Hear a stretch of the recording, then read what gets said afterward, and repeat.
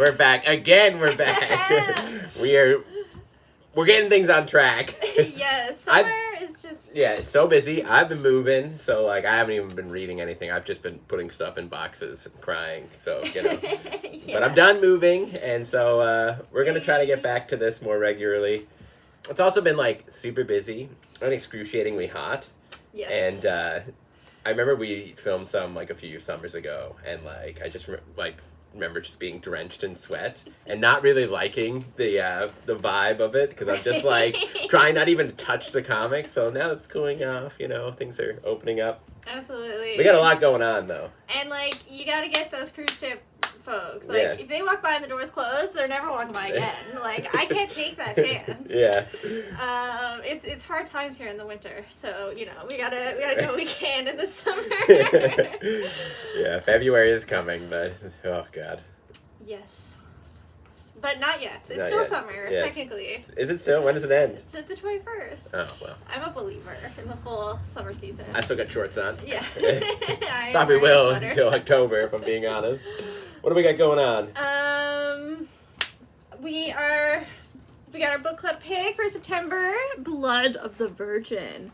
14 years in the making. Yeah, it's $40, but someone spent 14 years making it, so worth every penny. It's about this guy who's trying to get into the film industry. It's kind of like a kaleidoscope comic thriller, a real kind of coming of age, and kind of about trying to make it into the art scene and how kind of heartbreaking that can be, but also how it is kind of funny. And I do just want to kind of give a special shout out to Georgia, who has been our host for the past 3 years. She's going through a pretty major health crisis. You can follow her on Instagram and send her some love. I know that she could really use it. So thanks to Georgia for picking this book. Thanks to Devin Daslow, who's our new book club host. And lots of other folks are going to be kind of jumping in and supporting him. And thanks to the community for keeping us going. Really, really thankful that folks care so much about this, that they're willing to kind of step in as Georgia takes this time to rest and to help and to heal. So love to the book club. Yeah, I bought that book when it came out, but I never read it. Now's your chance! Well, it's in a box somewhere. Maybe I'll find it. Who knows? One of my favorite comic book artists, Tyler Boss, who does What's the Furthest Place from Here, was just tweeting and gushing about it when it was coming out. So I was like, well, it must be good if he likes it. Spiegelman gave a review, so big names. Yeah, George actually came in when I was sitting here when it came in, and I was just flipping through it, and she told me that he doesn't do panel layouts. He just draws and just feels out the page as he goes along. So I really do want to read it to be does that work? Can you just do that? Or should you actually have a plan? Is it going to read right? I don't know. I'll someday, maybe when I find it, If you spent 14 years doing it, yeah. You should do anything. What's your pick of the week? My pick of the week, this is not of this week, but we only got a few copies left because I've been pushing it on people. This is Power Fantasy by Casper Wingard and Kieran Gillen.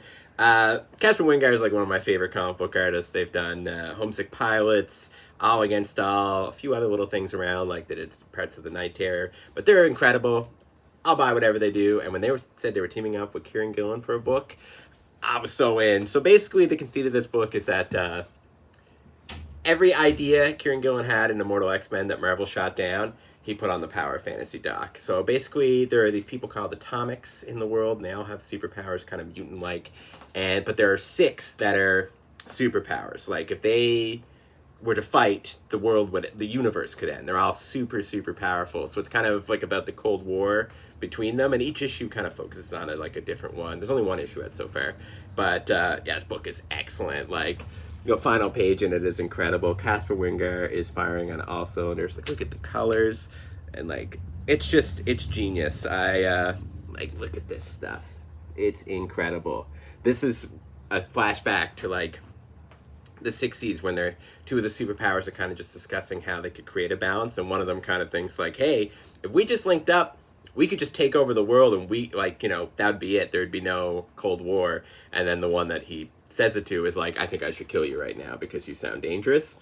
But she decides not to. He convinces her not to kill him. And then, then it cuts years later, and it's excellent. You do not want to miss out on this book. We only got 3 copies left. It came out a few weeks ago. And yeah, issue 2's coming up soon. You do not want to miss this book. It is phenomenal. It is like everything you would want from a book about people with superpowers. It is so freaking good. I don't want to spoil anything. The power fantasy, definitely shoot us a message. Get your hands on one of these. You do not want to miss out. What do you got? All right. My pick of the week, Archie, The Decision. This is written by, mastermind Tom King, who, of course, does Wonder Woman and Supergirl and all these other big titles. He's showing up for this one shot.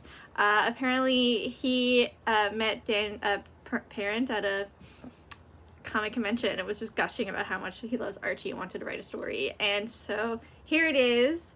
The decision is Archie actually going to choose between Betty and Veronica? The question we've all been wondering. We've got lots of, everyone makes a cameo. All of our favorites. Josie and the Pussycats show up. Sabrina. The Wilkins kid. And it's fun. It's, you're kind of like, ooh, what's going to happen? And I think Tom King adds a certain intelligence, definitely for older readers who want to pick it up for the nostalgia. I definitely think it's kind of geared towards you. And yeah, it's also just some good-hearted, light-hearted Archie fun. I'm a big Archie fan. And they've also been coming out with facsimiles, so we also have some of the old copies, which is very exciting. So check it out. Who's it gonna be? Who would you choose? I don't know. I feel like I'm more of a Betty, but I love Veronica. I'm a Veronica guy. Easy decision. And yeah, we do have some of they're reprinting the old ones. This one says, Archie, did you have any trouble rescuing me? And Archie says, I sure did, Betty. I had to beat off 3 other guys. Classic Archie cover that doesn't play as well today as it probably did back then. Yeah, they've definitely been choosing the facsimile, the old editions that have a little sexual innuendo. Yeah. For the older readers, I would say. Yeah. So yeah, I think that's everything. I think so. We've got games tonight at Bossa Pizza on the 24th. We'll be back next week to remind you about all the fun stuff happening. Yeah, we'll be back. We promise. So tune in. Talk to you then.